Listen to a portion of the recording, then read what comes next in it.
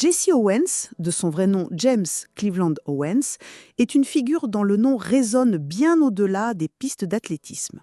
Né le 12 septembre 1913 à Oakville, dans l'Alabama, il était le 10e et dernier enfant d'une famille afro-américaine de métayers. Son enfance, marquée par la ségrégation et la pauvreté du sud des États-Unis, fut une lutte constante. La famille Owens, comme tant d'autres à l'époque, migra vers le nord lors de la Grande Migration pour échapper aux lois Jim Crow et chercher de meilleures opportunités. C'est ainsi qu'à l'âge de 9 ans, Jesse arriva à Cleveland, dans l'Ohio, un tournant décisif qui allait transformer sa vie. C'est à l'école secondaire Fairmont Junior High que le surnom de Jesse lui fut attribué. Son institutrice, ne comprenant pas bien son accent du Sud, entendit Jesse au lieu de JC pour James Cleveland et le nom resta. C'est aussi là que son talent athlétique fut découvert par Charles Riley, son entraîneur de course. Riley vit en Jesse un potentiel brut et commença à le former rigoureusement. Il le conseilla de ne pas se contenter de courir, mais de courir avec sa tête, soulignant l'importance de la technique et de la stratégie. Cette relation mentor-élève fut cruciale. Riley ne se contenta pas d'entraîner Jesse sur la piste, il devint un ami, un confident et une figure paternelle qui l'aida à naviguer dans un monde complexe. Le talent de Jesse Owens explosa véritablement à l'Université d'État de l'Ohio, Ohio State University, où il fut surnommé « The Buckeye Bullet ».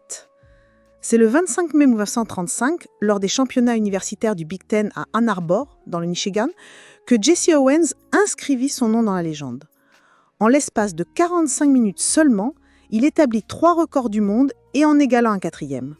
Il courut le 100 yards en 9,4 secondes, record égalé, sauta 8,13 mètres en longueur, un record qui tiendra 25 ans, puis courut le 220 yards, 201,17 mètres, en 20,3 secondes, et le 220 yards haies en 22,6 secondes. Ces performances, réalisées en si peu de temps et avec une telle aisance, furent considérées comme le plus grand exploit athlétique de tous les temps par le New York Times. Elles le propulsèrent au rang de superstar de l'athlétisme mondial. L'année suivante, en 1936, Jesse Owens se retrouva au centre d'une tempête politique et sportive sans précédent, les Jeux olympiques de Berlin. Adolf Hitler et le régime nazi avaient l'intention d'utiliser ces Jeux comme une vitrine de la supériorité aryenne, et l'Allemagne nazie était alors en pleine préparation de la guerre.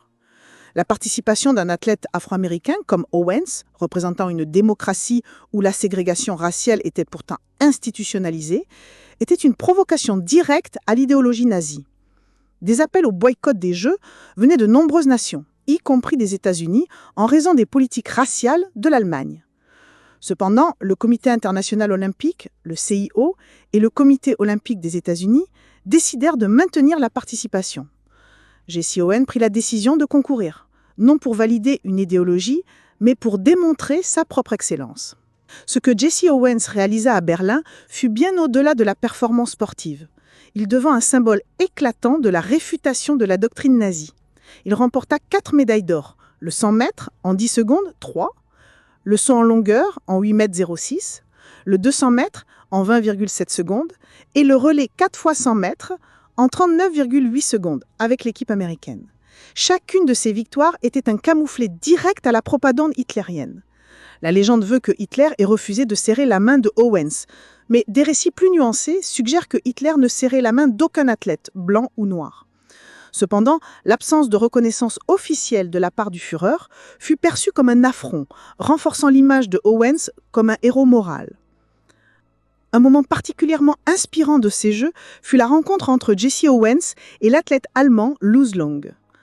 Long, un champion arien, blond aux yeux bleus, était le principal rival d'Owens au saut en longueur. Lors des qualifications, Owens mata ses 2 premiers essais. Long, voyant la nervosité d'Owens, s'approcha de lui et lui conseilla de modifier sa marque de départ. Ce conseil, donné par un athlète allemand à un athlète afro-américain sous le regard des officiels nazis, fut un acte de pur esprit sportif et de camaraderie. Owens suivit le conseil de Long, réussit son 3e essai et se qualifia. Le lendemain, Owens remporta la médaille d'or et Long la médaille d'argent. Les 2 hommes s'étreignirent publiquement, sous les applaudissements de la foule et aux grandes dames d'Hitler. Cette image d'amitié et de respect mutuel, défiant l'idéologie de la haine, est l'un des moments les plus emblématiques de l'histoire olympique. Long fut la terre tuée au combat pendant la Seconde Guerre mondiale, mais l'amitié entre les deux hommes perdura à travers leur correspondance. Malgré ses triomphes à Berlin, le retour de Jesse Owens aux États-Unis ne fut pas le triomphe qu'il aurait dû être. Il fut accueilli en héros par la population, mais les réalités de la ségrégation s'imposèrent de nouveau. Le président Franklin Roosevelt ne l'invita pas à la Maison-Blanche, un honneur pourtant réservé aux athlètes olympiques blancs. Owens dut entrer par la porte de service lors d'un banquet en son honneur à New York. Il ne pouvait même pas manger dans le même restaurant que les invités blancs. La gloire olympique ne l'exemptait pas de l'humiliation quotidienne de la ségrégation. Face à cette discrimination, la carrière sportive d'Owens fut compromise.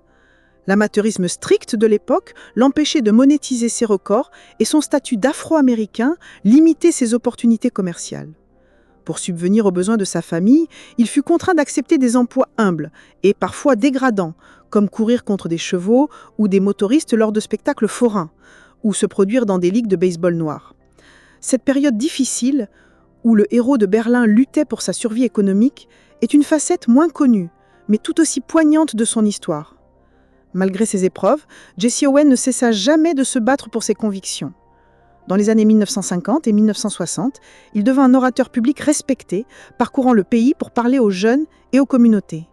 Il utilisa sa voix et son expérience pour plaider en faveur de l'égalité raciale et de l'importance de l'éducation.